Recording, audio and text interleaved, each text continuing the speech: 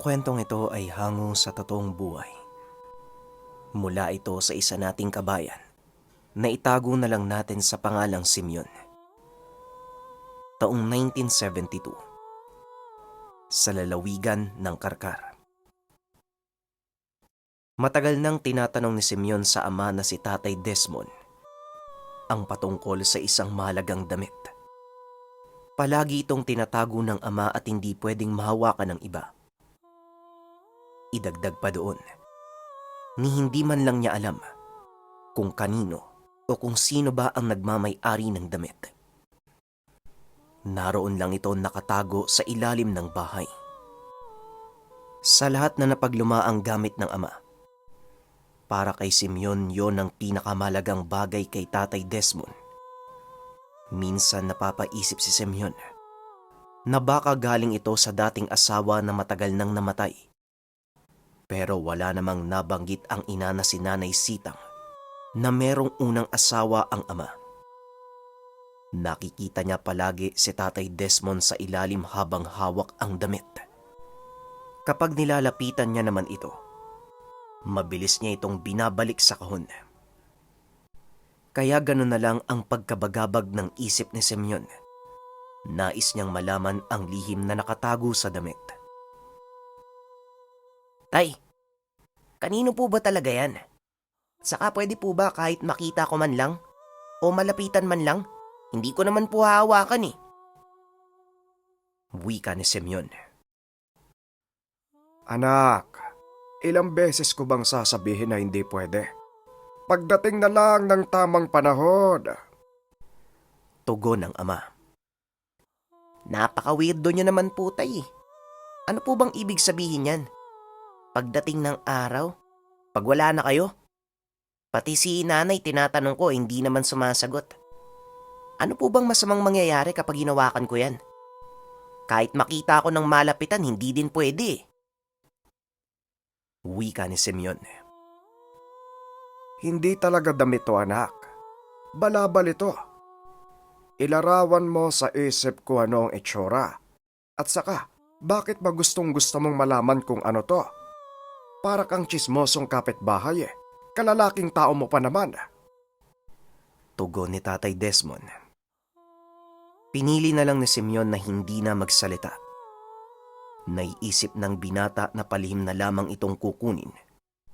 May mga panahon naman na wala ang magulang sa tahanan. Tuwing Linggo at Miyerkules, dahil abala ang mga magulang sa tabo doon sa merkado. Negosyo ng pamilya ang litsyong baboy, pati na rin ang chicharon. Pagsapit ng araw na inaabangan ni Simeon, alam naman niya kung saan nakatago ang susi. Kinuha niya ito at kagad na pumunta sa kwarto sa ibaba. Pagkapasok sa loob, mabilis niyang hinanap ang kahon ngunit laking pagtataka ng binata na hindi niya ito makita. Hindi niya ito makita kahit sa ang sulok ng kwarto. Nadismaya si Simeon. Kagad naisip na baka inilipat ito ng ama sa ibang lagayan. Isang hapon, bumisita ang tiyuhin na si Orolpo. Nagtaka si Simeon dahil tila may pinag-uusapang maselan ang ama at tiyuhin. Pasimpleng lumapit si Simeon ngunit bigla na lang natahimik ang dalawa. Halata sa mga kilos na may nililihim. Maya-maya lang, magkasama na si Tatay Desmond at Tiyo Orolpo sa ilalim ng tahanan at nagsara ng pintuan. Sa sobrang pagkasabik ni Simeon na malaman ang lahat, inilapit ng binata ang tenga sa dingding upang marinig ang pinag-uusapan sa loob. Tama lang na nasa pangalaga mo yan. Ibabalik ko bukas ng gabi. Kailangan natin puksain tong salot sa lugar natin. Wika ni Tiyo Orolpo. Yun ba yung mga tumatambay na kawatan? Tugon ni Tatay Desmond. Oo nung isang araw, nabalitaan kong may ginahasang estudyante. Hindi naman matukoy kung sino ang salarin. Nakatabon daw yung muka eh. Pero malakas ang kutob ko na ang mga salot na yon ang gumahasa. Yun lang naman ang matatapang sa lugar namin. Tugon ni Tio Orolpo. Maraming katanungan sa isip ng binata. Ano ba ang hinihiram ng tiyuhin at isosoli din kinabukasan? Idagdag pa ang salita ng katagang puksain. Hindi kaya baril yung hinihiram niya? Wika ni Simeon. Hoy, anong ginagawa mo dyan? Usosero ka talagang bata ka. Kapag nalaman niya ng tatay mo, naku ka, malilintikan ka. Umalis ka dyan. Ugaling kalye yan, anak. Yan ba ang tinuturo namin sa'yo? Wika ni Nanay Sitang. Napangiti na lang si Simeon dahil sa iya. Dumiretso sa kusina at kunyari ay may pinagkakaabalahan. Paglabas ng tiyuhin ng kwarto, sinundan nito ng tingin ni Simeon. May bitbit na tela ang tiyuhin at nakapalupot sa kamay. Habang palabas ng tahanan, ngumiti si Tio Orolpo at kinawayan si Simeon. Oh, alis na ako pamangkin ha. Magpakabait ka. Pilyo ka daw sabi ng tatay mo eh. Wika ng tiyuhin. Habang si Tatay Desmo naman, kalmado lang na tila walang nangyari. Hindi man lang makikitaan ng pag-aalala sa muka. Nang malingat si Tatay Desmond, sumimple ng silip si Simeon doon sa silid upang alamin kung naroon ba ang kahon. Nakita niya ito. Nakapatong sa muebles at bukas ang takip. Paglapit ng binata ay wala ng laman ang kahon. Mabilis na tumakbo si Simeon palabas ng tahanan at tinanaw ang tiyuhin. Sa kadailanan na baka ang pinakainiingatang balabal ng ama ang nakapalupot sa kamay ng tiyuhin. Malayo na ang kinaroroonan ni Tio Orolpo nang makita ni Simeon.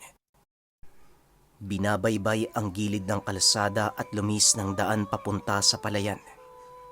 Sinundan ito ni Simeon. Nakikita niya ang mabilis na paglalakad ng tiyuhin sa pilapil. Pagkarating sa kabila ay saka pa lamang siya kumilos. Sumunod si Simeon hanggang sa makarating sa kabilang baryo. Dito niya napansin ang tiyuhin na tila may inoobserbahan sa lugar. Umupo ito sa isang tabi na tila sobrang agresibo. Nakahawak sa bulsa at mukhang kahit anong oras ay may bubunuting armas. Hapon na ng mga sandaling iyon at palubog na ang araw. Kaya nagdadalawang isip si Simeon kung susunod pa ba sa tiyuhin kung sakaling maglakad ito muli. Ngunit nanaig ang pagnanais ng binata na malaman ang lahat, kaya matyaga siyang nag-antay. Maya-maya lang, nang tuluyan ng dumilim ay tumayo na ang tiyuhin, habang yung telang nakapalupot sa kamay, nilipat sa magkabilang balikat at pinaikot sa leeg. Dito mas naging malinaw kay Simeon ang itsura ng balabal na pinaka-tinatago-tago ng ama. Ngunit malaking katanungan kung bakit hawak ito ng tiyuhin. Gusto sanang lumapit ni Simeon, ngunit nag-aalala ang binata na baka pagalitan siya ng tiyuhin. Ngunit gano'n na lang ang panlalaki ng mga mata ni Simeon. Biglang nawala ang tiyuhin. Sa isang kisap mata lang ay hindi niya ito makita. Hindi siya maaaring magkamali. Tinamaan ito ng liwanag mula sa poste. Lumapit ng kaunti ang binata upang makasigurado. Ngunit nagtayuan ang balahibo ni Simeon nang maramdaman na tila may naglalakad sa likuran niya. Naririnig ng binata ang mga yapak ng paa sa damo at tuyong dahon habang nakasunod sa kanya. Hanggang sa may kumalabit kay Simeon at halos maiyi siya dahil sa sobrang takot. Paglingon niya sa likuran, nakita niya ang tiyuhin na nakasimangot ang muka habang bitbit ang itak. Ikaw pala, Tiyo. Ginulat niyo naman po ako eh. Wika ni Simeon. Linte. Ako nga dapat ang magtanong kung bakit nandito ka eh. Ikaw lang pala. Akala ko naman kung sino. Kamuntikan pa kitang mapatay eh. Ano ba ginagawa mo? Sinusundan mo ako, no? Tanong ni Tio Orolpo. Hindi kagad nakapagsalita ang binata at nag-iisip ng pwedeng mairason. Bukod pa dyan, hindi mawala sa pakiramdam niya ang takot. Pasensya na po kayo, Tio, kung sinundan kita. Gusto ko lang naman po malaman kung ano yung nililihim sa akin ni tatay. Hindi ko po alam kung bakit nyo hawak yan.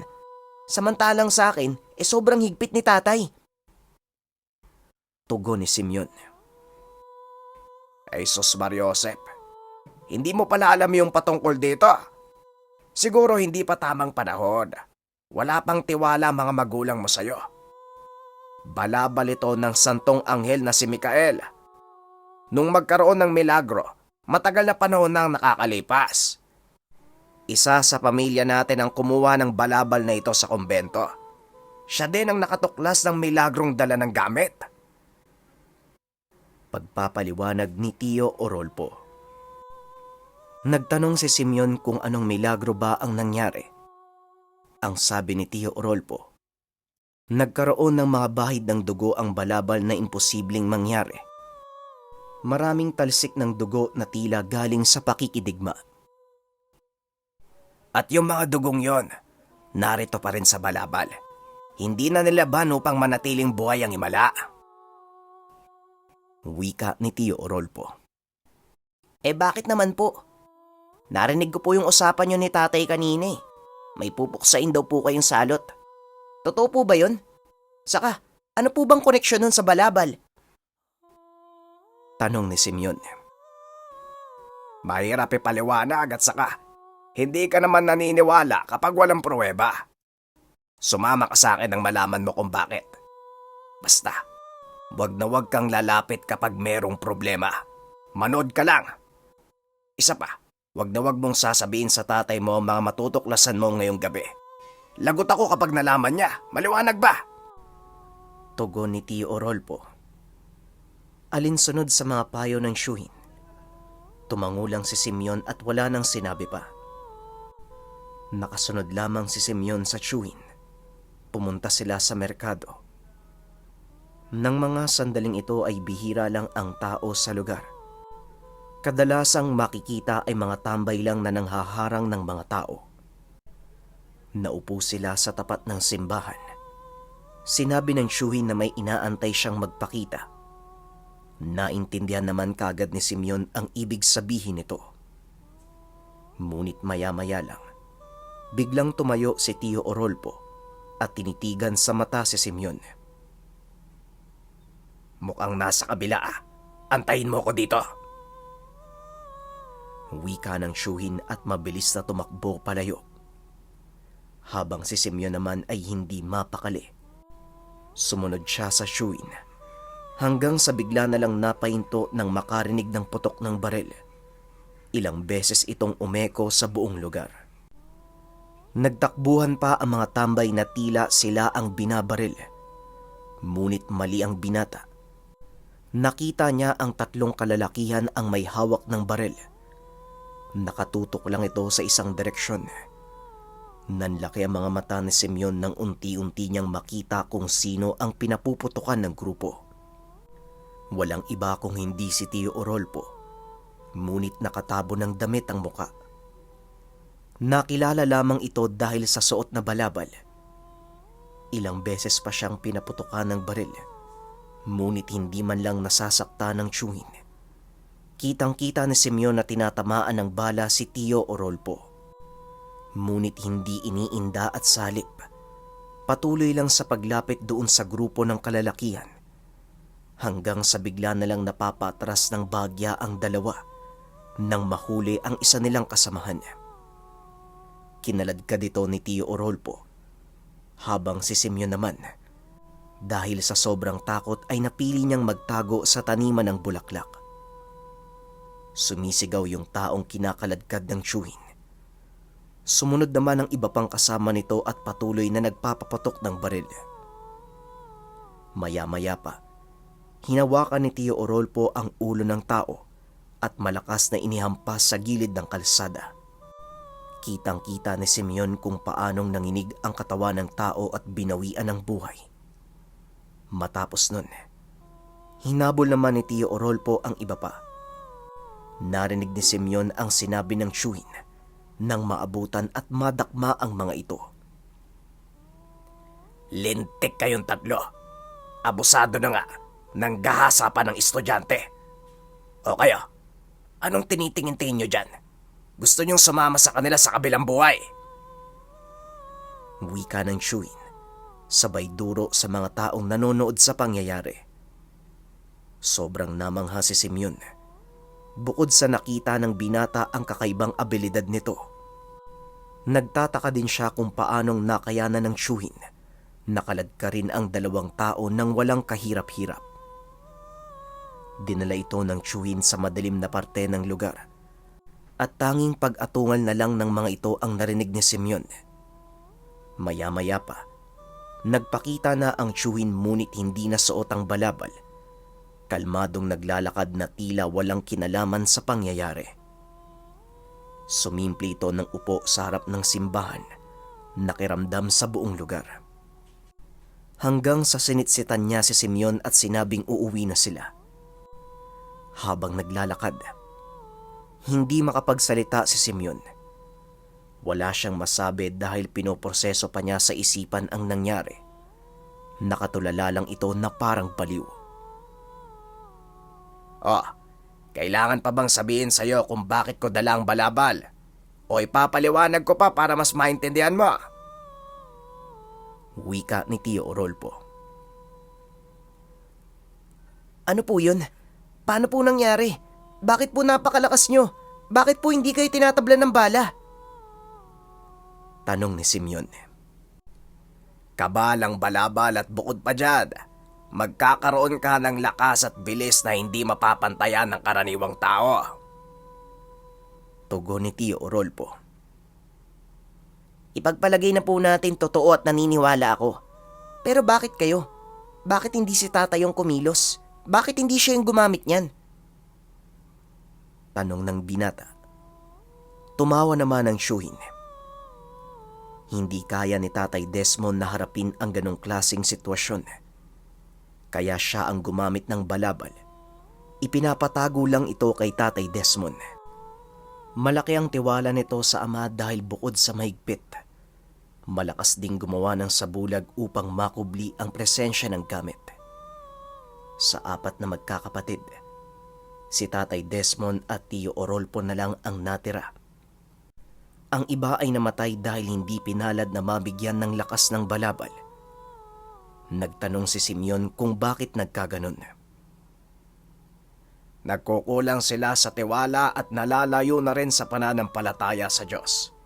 Kaya yon, nabigyan man ng bilis at lakas mula sa balabal, pero tinatablan pa rin ng sandata.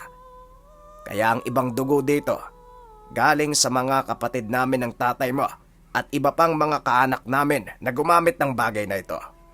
Mahabang panahon na nakakalipas. At ikaw naman, hindi malayong ikaw ang susunod sa yapak ko. Pero dapat mong maintindihan ang lahat ng mga batayan. Dapat sundin mo ito para hindi ka matulad sa mga gumamit na namatay sa gitna ng labanan. Pagpapaliwanag ng tiyuhin. Habang naglalakad, bigla na lang napahinto ng lakad si Tio Orolpo na labis namang ipinagtaka ni Simeon. Nakasimangot ang mukha ng tiyuhin at may tinititigan sa dilim. Wag na wag kang lalayo sa akin kahit anong mangyari. Wika ni Tio Orolpo. Bakit po? Ano pong problema? Tanong ni Simeon. Tumugon naman ang tiyuhin na merong nakaabang na kalaban. Dagdag pa nito, delikado dahil aswang ang nag-aabang sa kanila sa daanan. Maaring nasundan ang kilos niya dahil kay Simeon. Hindi talaga ito nagpapakita sa tuwing may ginagawang hakbang at mabilis ding nililisan ang lugar. Napilitan siyang gawin ito kanina upang maliwanagan ang isip ni Simeon. Huwag ka nang magtago sa dilim. Alam kong nandyan ka. Hindi na kaila ang baho at presensya mo, Andres. Nang mga sandaling ito, nasa gilid lang sila ng palayan, sa ilalim ng puno ng gibilina. Unti-unting lumitaw sa harapan nila ang lalaking nakakapote at nakasombrerong dibanig. Habang nangyayari ito, panay tapik naman si Tio Orolpo kay Simeon at pilit na tinutulak ang binata sa likod niya. Wala namang pangamba si Simeon sa mga sandaling iyon, sapagkat normal na tao lang ang nasa harapan.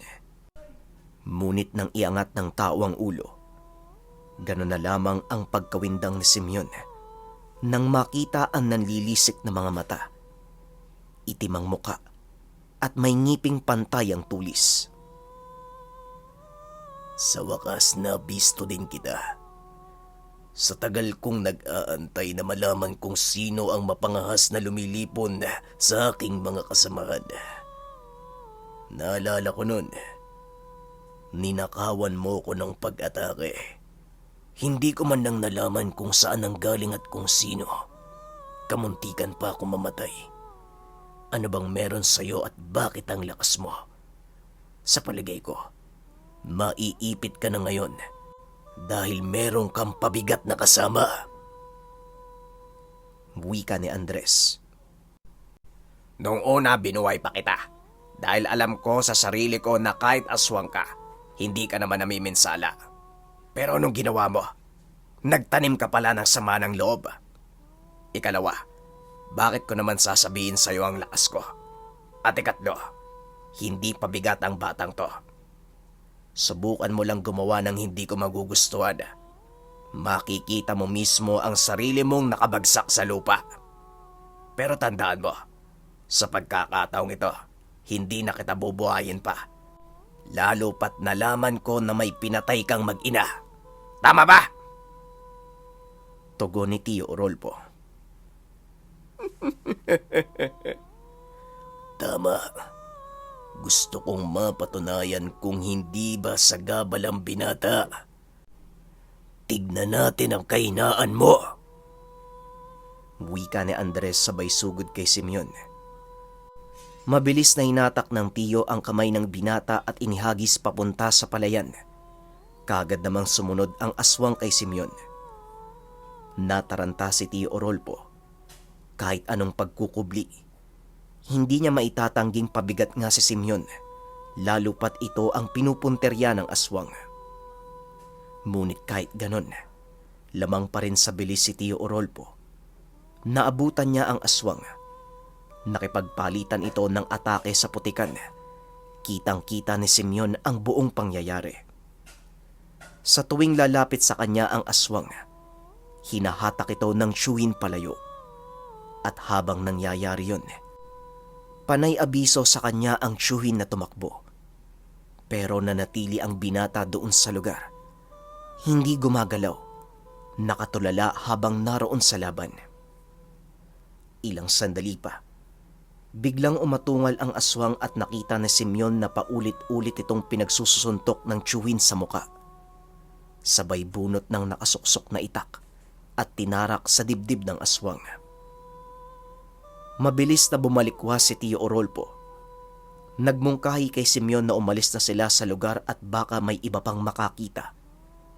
Dito na nagkamalay si Simeon. Nang makauwi sa tahanan, hindi na nagdalawang isip si Tio Orolpo na ipagtapat kay Tatay Desmond ang lahat.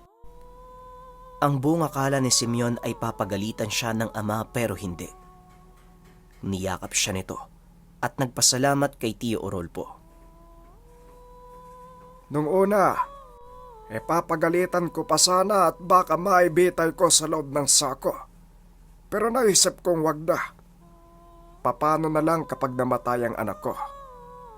Ngayon, Simeon, siguro naman naliwanagan na ang isip mo. Ang akin lang dapat mapagkakatiwalaan ka. Lahat ng alam mo patungkol sa balabala, kahit sino at gaano kalapit sa'yo, wag na wag mong ipagsasabi. Magiging banta ang pagkabunyag ng gamit sa buhay natin. Maliwanag ba, anak? Tumango na lang ang binata bilang pagsang-ayon.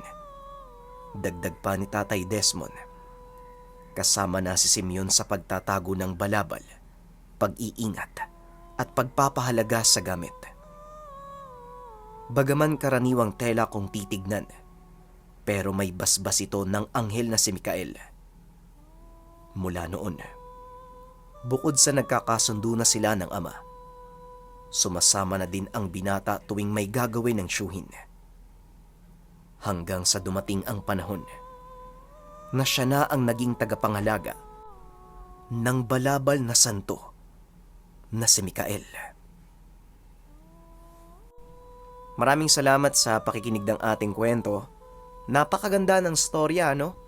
May mga bagay talaga na hindi kaagad pwedeng sabihin kahit pa kapamilya natin ang isang tao bilang proteksyon sa kanya at syempre, proteksyon din doon sa gamit. Nga pala, pasensya na kung medyo may mga ingay kayo maririnig kasi sa ibang lugar ako nag-record. Well anyways, maraming salamat sa patuloy na suporta. Paalam.